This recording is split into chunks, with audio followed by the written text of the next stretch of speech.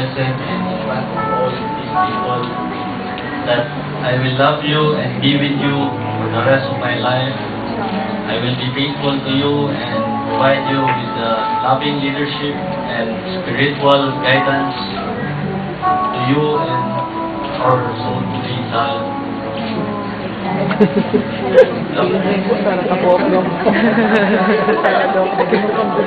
Let's give a big applause for Ronald.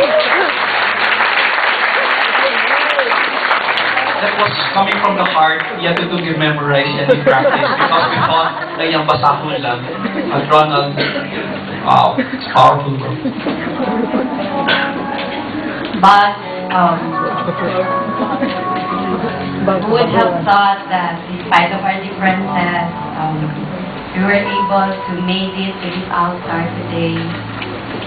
And I thank God for giving it to me and me to you.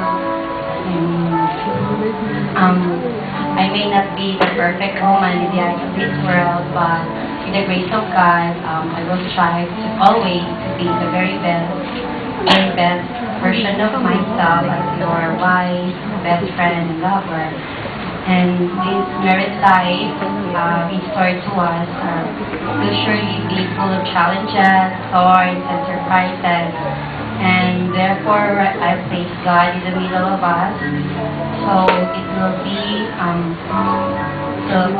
be by faith that we can walk. We can walk, fall at times, and rise again through all that things that He has prepared for us.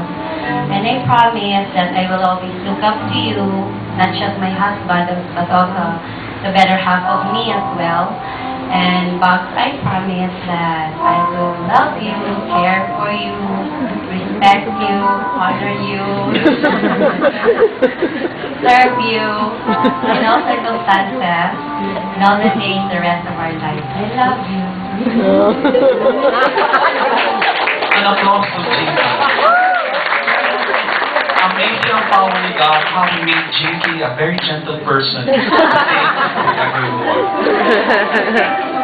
Maybe call on the ring.